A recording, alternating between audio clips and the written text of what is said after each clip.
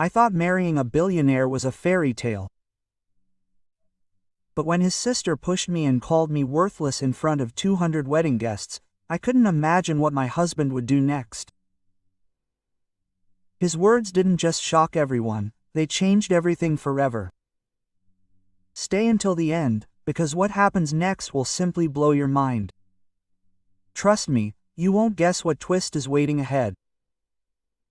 My name is Valeria, and just 6 months ago I was an ordinary girl working at Svetlana's cafe on Leninsky Prospect.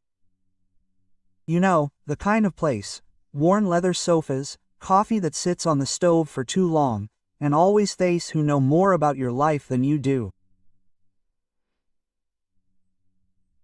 I couldn't even dream that pouring coffee and serving pies would lead me to the love of my life, much less a world I didn't even know existed. It was a rainy Tuesday when Artyom walked into our cafe through the glass doors for the first time. He looked completely out of place in his plain jeans and white t-shirt, but something about him made me turn around. Maybe it was the way he said thank you, like he really appreciated it, or the way he left a 2,000 ruble tip on a 600 ruble bill. When he asked for my number, I almost said no. Guys like that usually date girls who are nothing like me.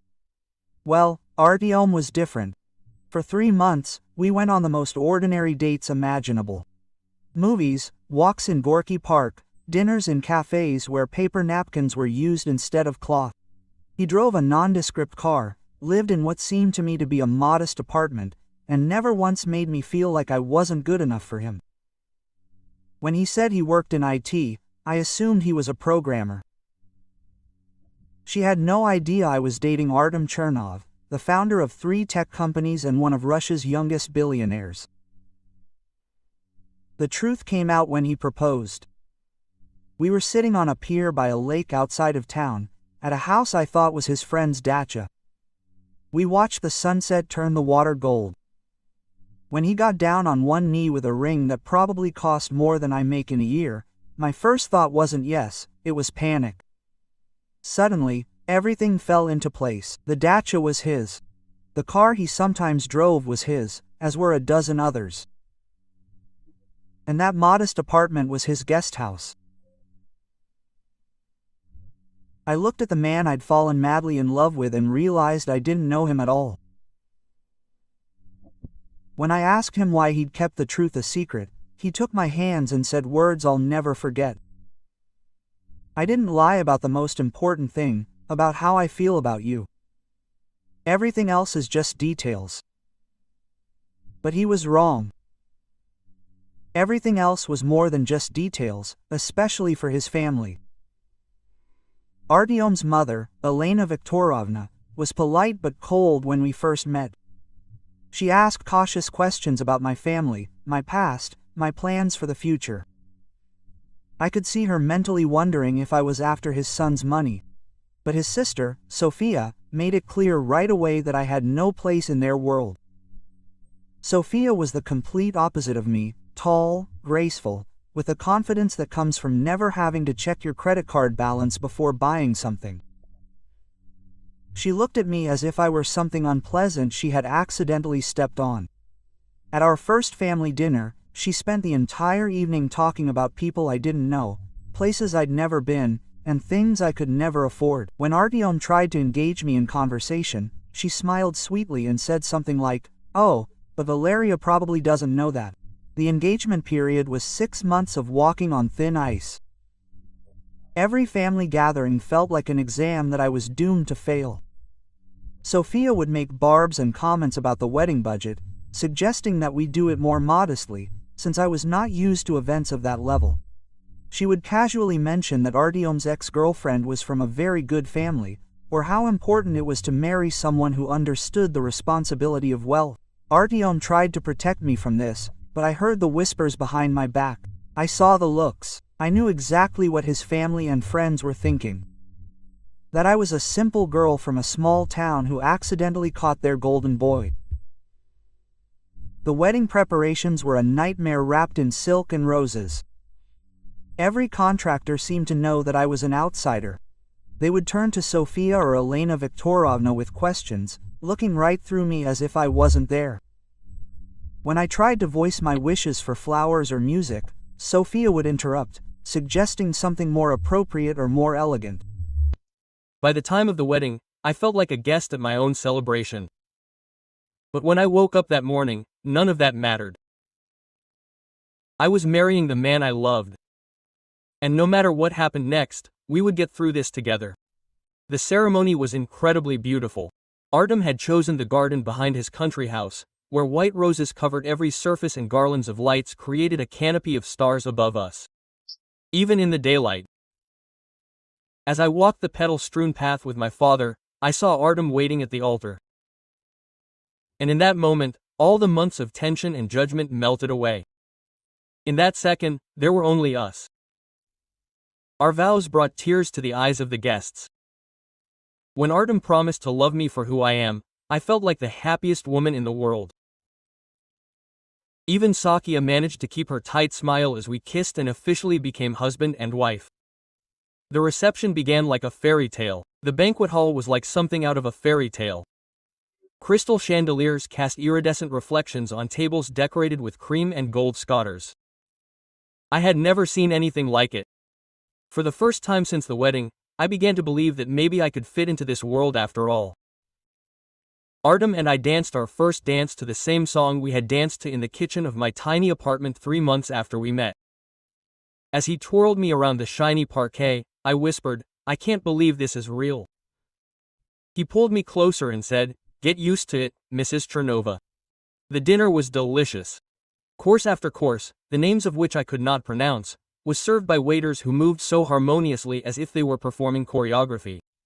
Artem held my hand under the table, pointing out funny details in the guests' behavior, making me laugh until my cheeks hurt. His business partner Lucas gave a touching toast about how true love comes from unexpected places. And even Elena Viktorovna raised her glass, with what seemed like genuine warmth. And then came the moment for family toasts. Sofia stood up, stunning in her burgundy silk dress, holding a glass of champagne high. The room fell silent, all eyes turned to the groom's sister. I braced myself for another polite but cold speech about how I was being accepted into the family. But what I heard changed everything. I had watched my little brother his entire life. Sofia began, her voice clear and commanding in the silent room. I had seen him work tirelessly, build his companies, and achieve what most people could only dream of. Artyom always had impeccable taste in business. She fell silent, her gaze bored into me from across the room, and everything inside me sank. That's why I was so surprised by his choice in marriage. The room fell into a deathly silence. I felt all eyes on me. And maybe they were. Artyom squeezed my hand tighter, but Sofia didn't stop. Valeria seems like a nice girl, really. But let's be honest, what is this? A useless from nowhere who accidentally poured coffee for a billionaire. Some will call it fate, others calculation. Shocked sighs swept through the room. Artyom started to stand up, but Sofia raised her hand. Her voice became louder, more confident, as if she was enjoying the shocked attention. I'm not finished yet. We all know what this is about. This is not love, this is money. Valeria saw her chance with my naive brother and took it. And now we all have to pretend that this is some great romance, instead of what it really is, a hunt for riches. Her words hit me like a fist in the stomach. Tears burned my eyes. My face was burning with humiliation. The guests around me shifted uncomfortably. Some whispered, covering their hands, but Sofia was still not finished. I mean, look at her, she continued, pointing a glass of champagne at me. Do you really think that someone like her belongs to our world? She can barely hold a conversation about anything meaningful. She does not understand our duties, our traditions, our way of life. She is just a simple girl from the diner who got incredibly lucky, Sofia smirked. Artyom jumped up so abruptly that his chair fell over with a crash. But Sofia was on a wave. Her voice was becoming shriller and more venomous. She will disgrace our family at every turn. Mark my words. In a year, she'll have spent a fortune on things she knows nothing about, embarrassed herself at every major event, and probably gotten pregnant to cement her place. This marriage is a farce, and everyone in this room knows it. The room went so quiet I could hear my own heartbeat. I felt sick, as if all the air had been sucked out of me. All these months of trying to prove that I deserved to be here, and now Artyom's sister was tearing me apart in front of everyone who mattered in his world. But Sophia didn't stop. She kept going. She walked away from her table and headed toward Artyom and me, cutting through the crowd like a queen walking through her courtyard. When she reached our table, she leaned so close to me that her champagne-scented breath burned my cheek. "You don't belong here," she hissed, loud enough for nearby tables to hear. "And you will never be mine, and deep down you know it." And then she did something I didn't expect. Sophia grabbed my arm, her manicured nails digging into my skin, and yanked me to my feet.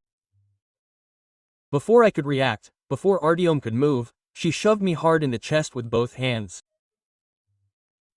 I tripped, my heel caught on the hem of my wedding dress, and I fell with a crash onto the marble floor. The sound of my fall echoed through the room like a gunshot. My beautiful dress was torn, my hair was scattered, tears were burning my eyes, and I couldn't hold them back. 200 people saw Sofia Chernova physically attack me at my own wedding. The silence that followed was deafening.